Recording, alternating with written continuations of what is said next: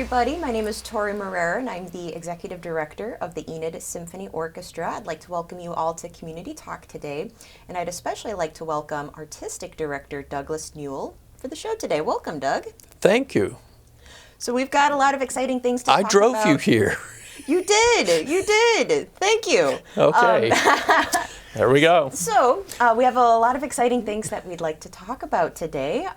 Mainly our upcoming season-ending performance. It's going to be on Saturday, April 27th. It's going to be at 5 p.m. We've moved it a little bit earlier. We're going to tell you why here in just a little bit. So before we kind of start with today's show, I'd like to thank our April concert sponsors. I'd like to thank Park Avenue Thrift, the Oklahoma Arts Council, and the National Endowment For the Arts. For the Arts, yes. I knew. Yes, there you go. Yeah, they've been, oh my gosh, they've been around for 50 years? Mm-hmm. Since the 60s. Right, yeah, crazy. Oh gosh, 60 years. And Park Avenue has been around for almost as long, and they just celebrated giving out $4 million, so lots of exciting things happening here in the community. So Doug, why don't you go ahead and tell us a little bit about our season-ending concert? We got a lot of exciting pieces on the program. Well, this is the final concert of the 25th year of the Enid Symphony Orchestra playing in the Enid Symphony Center. You may know it as the Knox Building. You may drive by and see it and think, oh, that's an empty building. Wonder what's going on there. Well, we can tell you, just go to our website, enidsymphony.org, and you'll see everything that's going on there because it's quite a bit. So the final concert of the season, we've chosen to honor one of the people who led the drive to raise the funding for creating the Enid Symphony Center out of what was an abandoned Masonic temple, and that is Joan Allen. And so the concert will open with a piece composed by my brother, who is a composer. That makes a lot of sense, doesn't it? But anyhow, Joan met my brother John a number of years ago when he was here to play with the orchestra.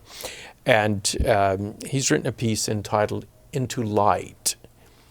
And it's a bit about the transformation of the building from the way it was when we first saw it and the way it is today. But it was the transformation that took place over a period of 5 or 6 years.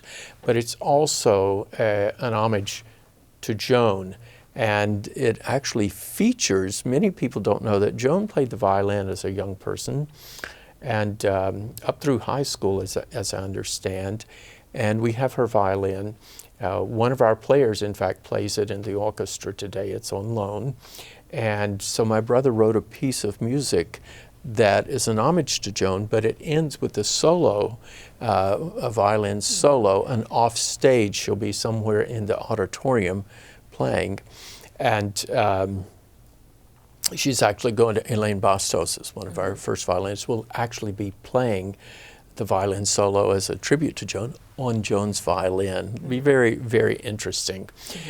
So that's a commissioned piece by the Enid Symphony Orchestra. You were very instrumental in that. And then we're going to play one of the greatest works of the early 20th century, the Firebird Ballet Suite by Igor Stravinsky. That's one of the most, it's a very difficult, very challenging piece to play, but so much fun. And the players, I mean, this orchestra is so incredible. You give them a challenge and they show up and they're ready, and it's done. I mean, it's just an amazing group of professionals who sit there and come in on one rehearsal and perform this. And then we're going to close this season with one of the greatest works for piano ever written, the Fifth Piano Concerto of Ludwig van Beethoven. Edward Auer will be our soloist once again. We stumbled onto Edward a couple of years ago and brought him in to play one of the Chopin piano concertos. Mm-hmm. The Beethoven is quite a bit different. It's from, it sounds rather militaristic in a sense, because at the time Beethoven wrote the concerto, Vienna was being bombarded by Napoleon's forces, and he was actually at some points during the composition of this piece of music was hiding in this cellar in his brother's home, which was actually one of the targets of the French army under Napoleon. So, but a very heroic sounding piano concerto, and a great way to end this 25th season. With so many wonderful blessings. The piano, in fact, was purchased for us. It's a 9-foot concert grand piano purchased by the David Selby family when we first opened the hall, and it'll be featured with the symphony. Mm-hmm. Yeah, so it's definitely, we've got an exciting lineup planned for April 27th. I do want to touch on Joan's violin a little bit, because there's a really interesting story behind that. It doesn't, it doesn't belong necessarily to the symphony. It was personally gifted to you by the Allen family. Can you maybe tell us a little bit about that? Well, during the pandemic, there wasn't much to do. So I began, I had been gifted one violin, and I took it to work every day, and I began practicing. And you sound very good if you play in that lobby downstairs. It's pretty incredible with the marble walls and plaster and the high ceilings, all this. And Paul Allen dropped by, and he says, "Oh, I didn't know you played the violin." I said, "You ought to have Joan's violin. Joan would love it if you had her violin." And he said, "I'll bring it to you sometime." And we visited for a while, and he left. And about half hour later, he comes back and brings this violin, which was handmade in Eastern Czechoslovakia in 1912. We traced, near the Czech border. It was actually made in Eastern Germany. We traced the maker back, who was one of the founding members of the German Violin Maker Society. And so we took the violin, had it reconditioned, had it cleaned, and put new strings, adjusted the bridge. Actually, we took it to Dallas. I took it to Dallas to the luthier that works on all of the instruments for the Dallas Symphony Orchestra. And he was really impressed with the instrument, and I brought it back. And at that time, I began studying violin with one of our violinists that Vance Air Base brought to us, Caroline Turek, who was here for about 3 years, and she's a phenomenal teacher. Is actually now living, she and Spencer are living in my hometown, Charlotte, North Carolina. And he's no longer with the military. He's a pilot, I believe, for United Airlines. Mm-hmm. I think that's correct. Maybe Delta. Mm-hmm. I can't remember all the airlines. I grew up around it. But anyhow, it's phenomenal to have an instrument like that and play. And the original bow we had rehaired and straightened. Those things tend to bend after years. There are so many things you can do to rejuvenate an instrument, and it's very much like rejuvenating the concert hall. So it's just one of those things that I really treasure. During the symphony season, I don't have as much time to practice and play as I have had, and so I have loaned it to one of our musicians, who actually is our was our assistant concert mistress for the performances that our current concertmaster had prior engagements, so couldn't attend. So I mean, she is played principal on several of our performances this year. Yes. Now, were all of those on Joan's violin as well? Yes, I believe they were. No, they were indeed. So. It's just, it's a wonderful thing to see an instrument like that. And actually, it was brought to the United States in we trace this back to, prior to World War I, the United States Marine Corps would transport high quality goods from Europe back to the United States for sale. And this came through the 2nd Division of the Marine Corps to the United States, and was purchased. Of course, they all come to New York first, but was purchased by Joan's parents from a dealer who found it where she grew up in Kearney, Nebraska. So it's really, it's amazing how these things travel. But to have a handmade instrument, which now a lot of instruments are mass produced, the really fine ones are handmade, hand carved. Those are like 6-figure. You know, it's very expensive. This violin, so it's 112 years old. Wow. So, but I mean, you know, we have players in the orchestra have instruments older than that, and bows in particular. And you know, the bow itself, the stick of wood, of course the hair has to be replaced every, it depends on how much you play the violin, maybe every 9 months to a year, maybe 6 for a really working professional in a major situation. But you know, the bow is Pernambuco from the Brazilian rainforest, and you can no longer get that. You know, there are laws against this. It's just like the frog of violins used to be made out of ivory, and piano keys used to be ivory. That is no longer possible to obtain. So, you know, very interesting, and in some, oddly enough, that in some cases, professional soloists who will travel the world may have a violin bow that has an ivory frog on it. They go to a country and they get stopped at the airport and questioned about this, and it's an interesting world we live in. Yeah. And it's such a beautiful spring. You're not going to say, we dressed for spring. Welcome to spring. And also the day of the solar eclipse. Today's April 8th. The day of the solar eclipse. And what did we do? We didn't buy glasses, so I don't know. We'll just have to be careful. We won't look at the sun. We'll look the other way. Yeah, exactly. We'll know it's there. Yes. So it's just incredible how much rich history there is behind one instrument, you know, whether it's the material that it's made of, when it was, you know, when it was built, and who it belonged to. A lot can happen in 112 years. So kind of speaking of history, this is the second time that Edward Auer has performed with us? Yes. So how he performed with us the first time and sort of how he was contracted to play with the orchestra is also an interesting story. Can you tell us a little bit about that? Well, we had during the pandemic, prior to the pandemic. I'm very sorry. I have to. This was right. You know, we tend to think these days of, oh yeah, that was before the pandemic, and we don't put a year to it. Which is, oh yeah, you know, that was back then.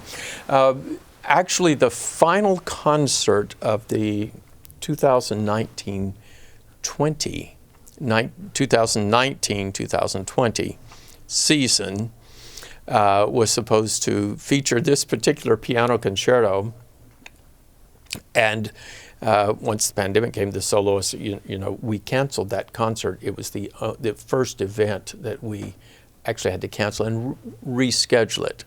Well, we tried 3 times to book the soloist Jaffe Schwang, who lives in Boston, to come and perform. We actually at one point had almost worked out performing a concert with her in Government Springs Park, and her being in Boston in a concert hall and doing a live feed of her playing this Beethoven piano concerto and projecting it on the big screen. We own a 24-foot movie screen at the Symphony, projecting it and us accompanying it live through the feed. And we had also thought, well, maybe we could record it and it would work.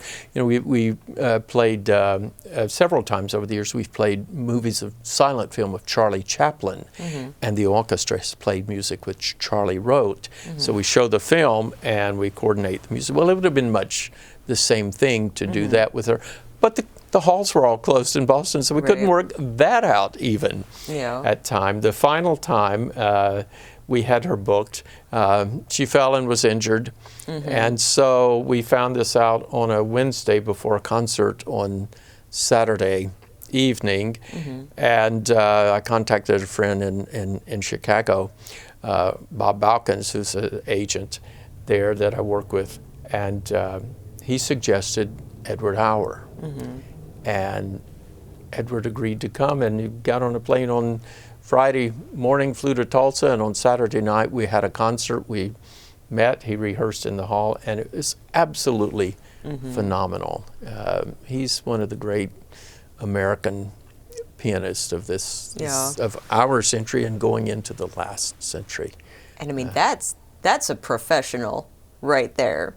It Has the is. entire, and he had it memorized. Oh yes, He came in, he hadn't played it in 11 years at that point. 24-hour notice, flies to Oklahoma, plays one rehearsal.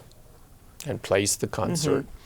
So he'll come back and play the Beethoven Emperor. It's called the Emperor Concerto. Nobody knows why, other than somebody thinks, well, someone stood up in the audience and says, well, this sounds like the Emperor Napoleon. But we know that by that time, Beethoven was fed up. He was sort of, Beethoven was like a lot of people. He fell for the Napoleon mystique. And Napoleon was a con man, do you know? Yeah. And eventually he got caught by his own people and was realized for what he was. Early on, Beethoven realized it. He had dedicated a symphony to him. Right. But when Napoleon declared himself emperor, Beethoven actually tore up the commission to the title page of the Third Symphony that he had dedicated to Napoleon and dedicated it to someone else. Well, I heard he had a manuscript, and Yes. I heard there was a manuscript, and you can actually see it was crossed out. Yep. It was crossed out. Yep. And then he wrote something else, like who it was dedicated to, or he actually he changed the name, like it was Yes, like he Eroica. rededicated it to a friend. Yeah. So, yeah. So, but it also was dubbed Eroica by someone else. Yeah. You know, which means heroic. So, anyhow, this Fifth Piano Concerto is the same key as that Eroica Symphony, but it's sort of the last great work, I think, of Beethoven's, what they call his heroic period, where he was writing music that had militaristic rhythms in the themes and the way it used the drums and the trumpet and all this. So, very fascinating. But Edward, I've known him for a couple of years now, and in fact, I have some friends. I have a friend who was a student librarian at the university that used to know him and has chatted with me about Edward and what a lovely person he is. So, very interesting. And that person would be me. Indiana's my alma mater, and I graduated from there in 2016 with my bachelor's in flute performance. And obviously, I never worked with Edward Hauer, Professor Hauer, as we called him personally. Several of my friends did. I bet you did. Yes, and he was a regular library patron. I worked at the music library, so that's the interesting thing too. Like when you go to school, and you go to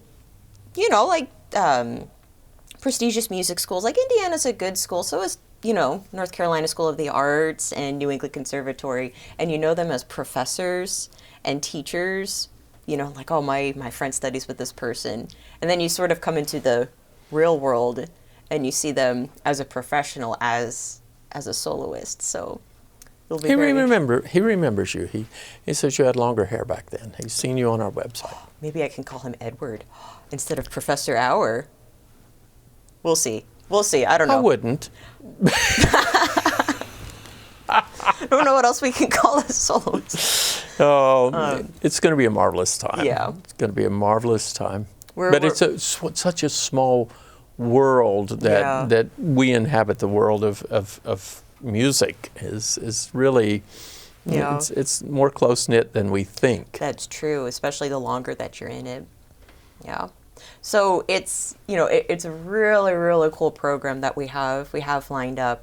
And something that we really want to draw attention to is that this concert, now it's still the same day. When we announced it at the beginning of the season, it was going to be Saturday, April 27th. It's still that same day, but we've moved it to earlier. So it's actually going to be at 5 o'clock instead of 7:30. And so... Oh, good. That's my bedtime. Oh, great. Yes, yes. So what's... Not that day. What's... Can you tell us a little bit about what's happening, so why we rescheduled it to 5? Yes, I can. So... We decided that we're having a celebration afterwards. In fact, I think we may be having 2 celebrations. Is that correct? I believe it's just going to be one celebration. Well, we consider it 2 celebrations because we've so this concert is called a Silver Celebration. And so just sort of as a reminder, we're celebrating 25 full seasons of the Enid Symphony Orchestra in Joan Allen Symphony Hall. 25 is typically the silver anniversary. I think 50 is gold. We'll get there. But so we've called that concert our Silver Celebration, and we did have to postpone. We were originally scheduled to have a fundraiser in February, our Silver Soiree, but due to unforeseen circumstances, we had to postpone that. And so what we've decided to do is include sort of a celebratory light gala to happen immediately following our concert. So we estimate this will begin at about 6:30 p.m. It's meant to go right after the concert. So patrons will attend the concert, and then all they have to do is cross the Egyptian lobby and go into the banquet hall. We'll have plenty of hors d'oeuvres, food. We'll have a cash bar. We'll have live entertainment, and we'll be having a silent auction as well. And all proceeds are going to go towards the symphony, and it's going to go towards our funding for next year's concert. So tickets for that. So the concert tickets and the gala, we're calling it a light gala. It's a celebration. You don't need to dress up. We don't need to be fancy. It's $20 a ticket. It's really meant to be a gathering. My understanding was that, there's no official attire, but everybody is requested to wear silver hair for the event. Is that true? I think you'd look great with it. I think you'd look great with it. It's a shame that you still have brown hair. I know.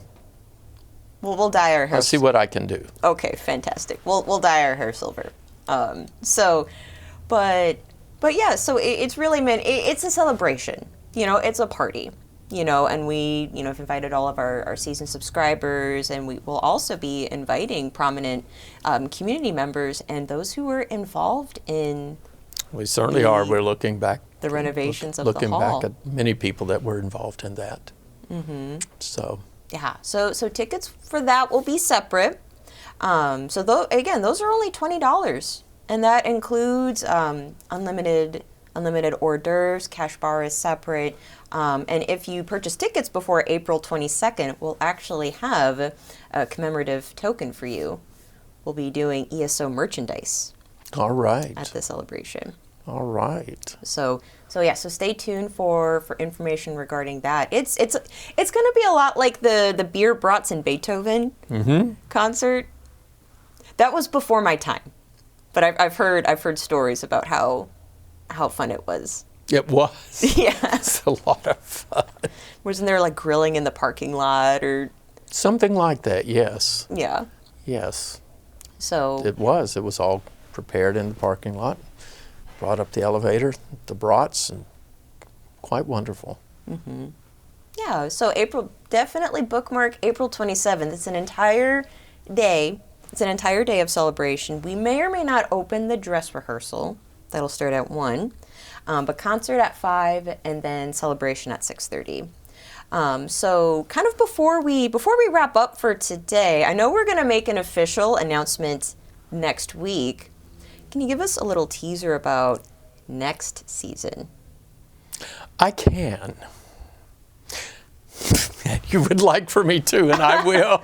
I need to publicly apologize for the first time that she did this to me about 6 or 8 months ago. She said, "Can you tell us about the concert?" And I just looked at her and said, "Yes." And she finally said, "Would you?" And I said, "Oh yes, I'd be delighted to."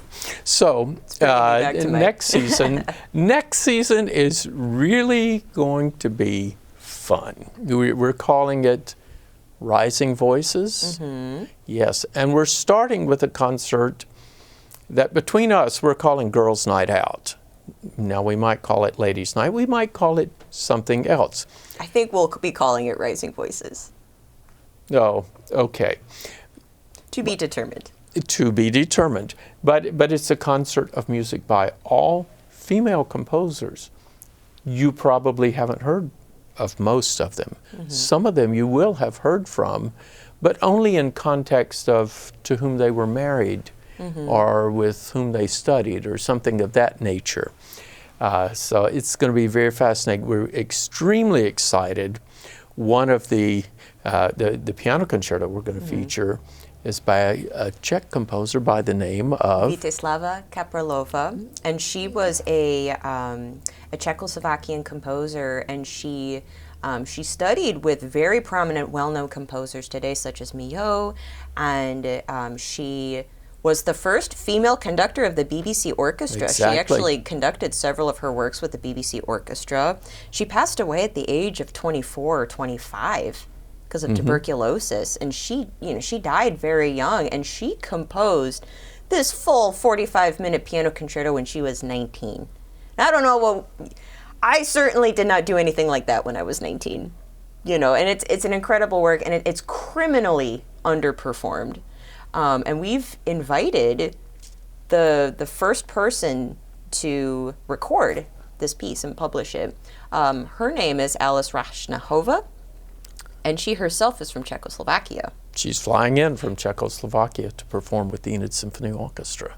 And this will be the first time the Kapralova Concerto has been performed by a professional orchestra in the United States. Exactly. The very first time. Exactly. Very exciting. Yes. So then we're going to have a few other things. We're going to go family-oriented with a performance of Peter and the Wolf. Mm-hmm. And we may even take that to a few other places. We're going to have a Christmas concert this year, quite different from Messiah. This is going to be called a Retrophonic Christmas. And it's going to feature our wonderful friend Joan Ellison, who portrays Judy Garland. Mm-hmm. And it's going to be Christmas hits that were recorded by Judy Garland, as well as a number of other wonderful lady singers of that era.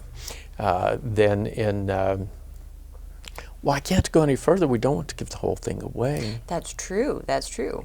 So we'll just talk about the first half of next year's season. So those are some teasers about what you can expect, and we will be announcing that next week. And at our April 27th concert, we'll be handing out the forms for season renewals and for new season subscription tickets. And though the prices will remain the same. I mean, it's $150 for an entire concert. That's $30 per concert. You can't get a bargain like that anywhere else. You could pay $120 a concert if you wanted to in other places. Yeah, I mean, most other places it's $60 or $70. Yeah. That's how Chicago does it. Yeah. No. Yeah. So definitely lots and lots of exciting things coming up at the Symphony Hall. So definitely mark your calendars. Saturday, April 27th, concert at 5, celebration at 6:30. Those tickets are online right now if you visit our website, enidsymphony.org. Single tickets we sell for $40, but we have several discounts available. Military, teacher, student discounts, check them out. Gala tickets are only $20 and includes unlimited food, and you'll be celebrating 25 years in Joan Allen Symphony Hall with us. So check out our website, enidsymphony.org, for more information. Give us a call at 580-237-9646. You can visit the hall. We're open Monday through Friday, 10 a.m. to 1 p.m., 4th and 5th floors of the Knox building. Check us out on Facebook at enidsymphony.org. So, well, I think that's all for today. Thank you so much for joining me today, Doug. Thank you for inviting me. Sharing your wealth of knowledge with all of us. So check us out, learn more about us, and Why did you say that? Thank you to everyone for watching us today. And thank you for supporting the arts in our Enid community.